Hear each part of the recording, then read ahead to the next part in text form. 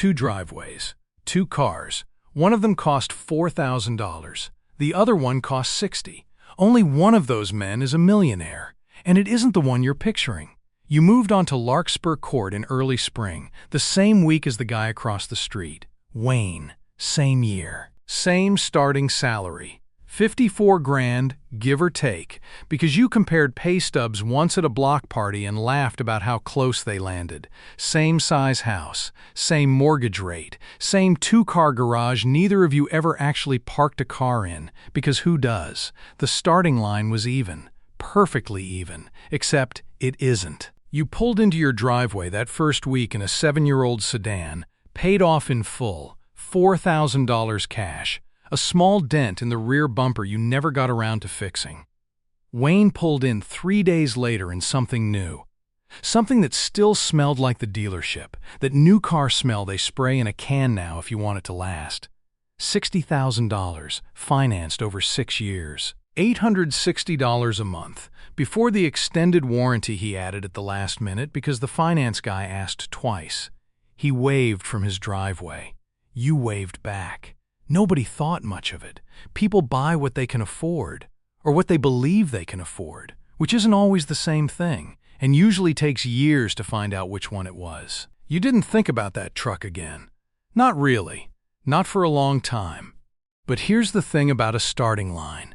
It only stays even if nothing moves, and something was already moving, quietly, in a direction nobody on that street could see yet. Not even the two men standing in it. This isn't a story about a car. It's a story about what one small decision turns into, 14 years later, when nobody's counting anymore except the two men who live across from each other.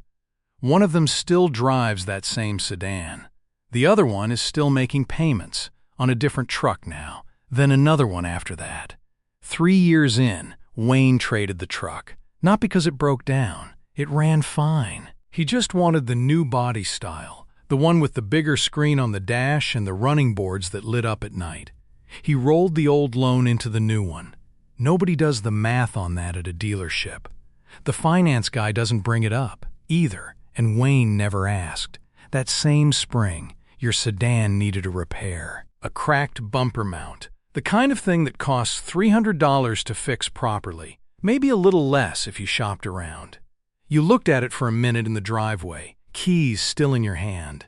Then you taped it, temporarily, and never got around to the real fix. It's the same dent, still there today, still held with a strip of black tape gone slightly gray from the sun. You'll get to it.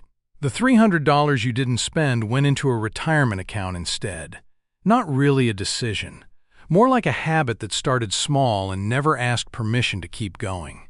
Wayne's new payment came out to $910 a month. Yours stayed at $0. You didn't feel rich. You didn't feel like you'd won anything. You felt, if anything, a little embarrassed pulling up next to Wayne's truck in a car with a taped bumper. The two of them parked nose to nose across the street like some kind of comparison nobody asked for. But the money had to go somewhere. Every month, it went somewhere.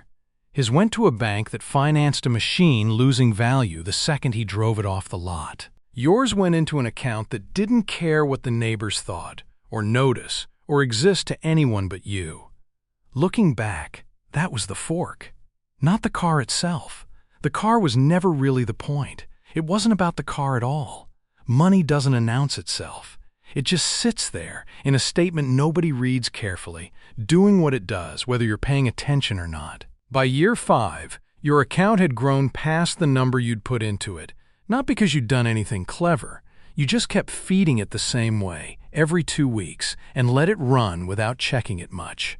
Currently, the average American household carries close to $10,000 in credit card debt, revolving, growing, quietly, the same way an account can grow the other direction, if you let it long enough and don't touch it.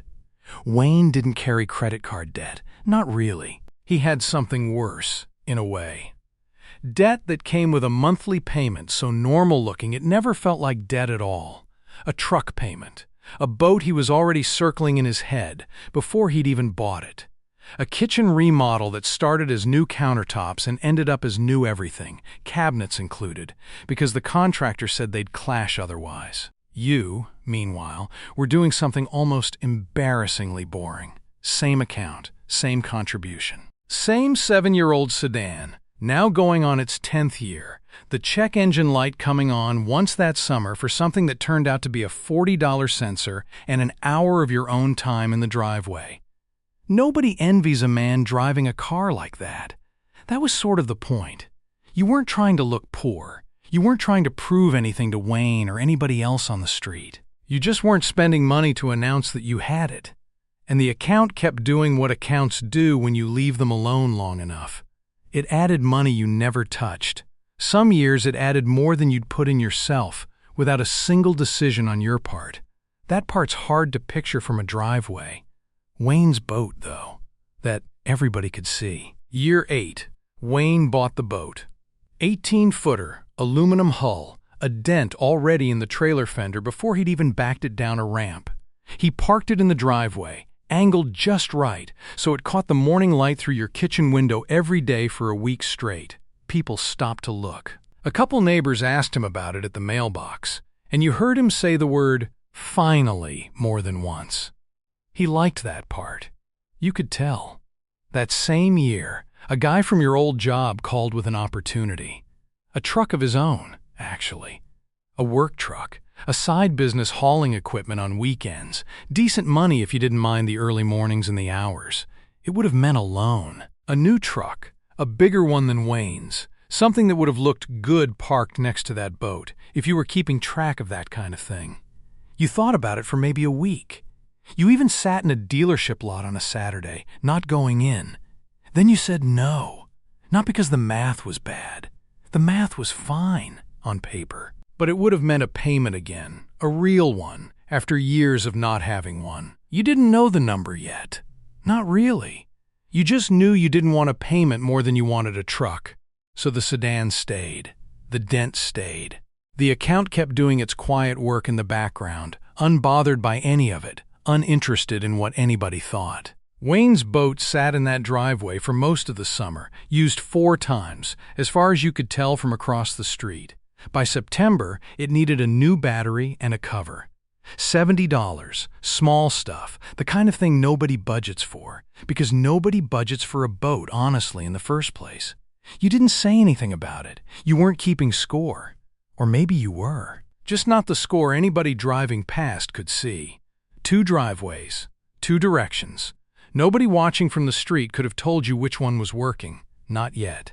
Year 10, it rained for 4 days straight in October, the kind of week that makes everyone stay inside and look out their own windows more than usual. Wayne had the television on in his garage, some game, and the light from it spilled out over that boat like it was posing for a photograph nobody asked for. His kitchen had all new everything by then. You could see it through the window if the blinds were open, and they usually were.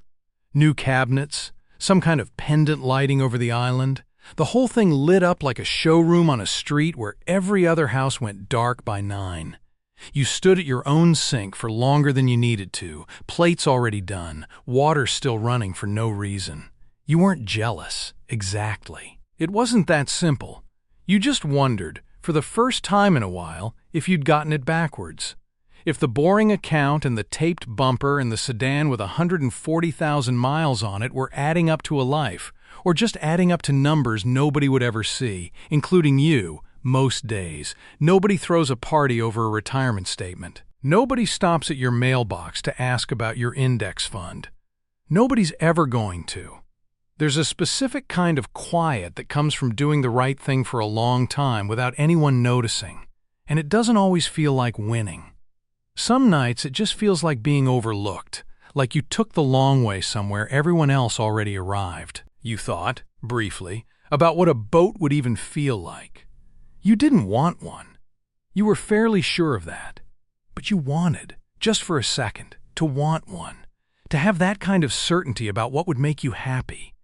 You went to bed that night without checking the account. You hadn't checked it in months, actually. There wasn't a reason to. Nothing about it needed your attention, which was sort of the entire design. So why did the old car still feel like the right choice, even when it didn't feel good? Around year 11, Wayne started picking up Saturday shifts. You noticed because his truck left earlier than usual and came back after dark, headlights sweeping across your bedroom ceiling most nights around 9. You ran into him at the mailbox one evening, both of you grabbing envelopes at the same time out of habit more than need. "Overtime," he said, before you even asked. "Boat doesn't pay for itself," he laughed when he said it, but it came out a half-second too fast to be only a joke. The average new car loan in this country now stretches past 6 years, closer to 72 months than 60, and Wayne was 3 trucks and 1 boat into a life built almost entirely out of monthly payments that never quite finished before the next one started. He mentioned the kitchen remodel had gone over budget. He mentioned it twice, actually, in 2 different conversations. In that offhand way, people mention things they've been thinking about a lot.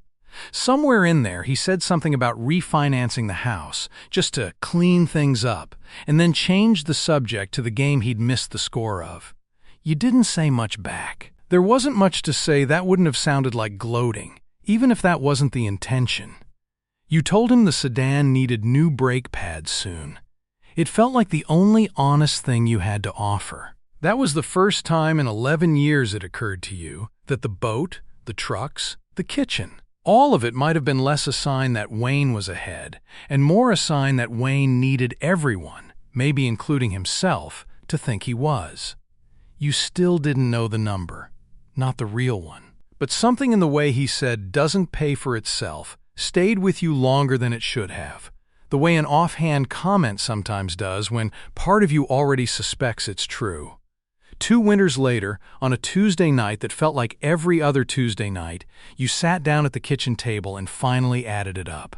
All of it. The retirement account you'd started the same spring you taped that bumper.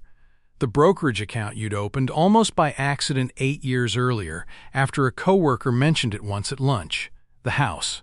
$710,000 in investments. $430,000 in home equity. Most of the mortgage gone early because you kept throwing extra at it whenever there was room, the same way you'd once thrown $300 at an account instead of a bumper repair. $1,140,000. No music, no confetti. Just a laptop screen and a mug of coffee that had gone cold an hour earlier while you were still double-checking the math. You sat there for a minute, not really feeling anything you could put a name to. Across the street, Wayne still owed close to $41,000 combined on the truck and the boat. His savings account, the one time he'd mentioned it, held about $6,000. He wasn't broke. He wasn't in trouble, not exactly. He just wasn't where the driveway made him look. The boat, the kitchen, the trucks, none of it had ever been proof of anything except that Wayne knew how to make a payment on time. You'd spent 14 years assuming you were the one falling behind. The dent, the tape, the sedan with the check engine light. All of it had felt, some nights, like proof you were losing. It wasn't proof of anything. It was just what quiet looks like from the outside, before anyone bothers to add it up. The money didn't make you feel like a millionaire. It just quietly confirmed something you'd been too tired to notice you already believed. You didn't need the truck. You needed the 14 years the truck payment would have cost you. That was the whole arithmetic. Nobody had hidden it. It had just never been loud enough for anyone driving past to hear. The sedan is 21 years old now, still runs, still has the dent, the tape gone, the color of old newspaper, curling a little at one corner. You could afford anything on that street at this point. A boat. 3 boats. You've never wanted one. Not really, and you're honest enough with yourself to admit that's not a virtue. It's just true. Wayne's on his 4th truck. Good guy. Still waves every morning, same as the first week, same easy grin, no idea this street was ever a race. There's an oak tree in your backyard that was a sapling the year you moved in, thin enough back then that a stiff wind used to bend it sideways.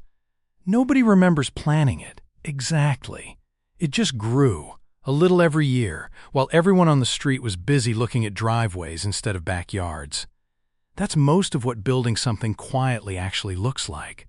Not a single moment. Not a reveal. Just years, stacked on top of each other, in a direction nobody was watching closely enough to notice, including, most of the time, you.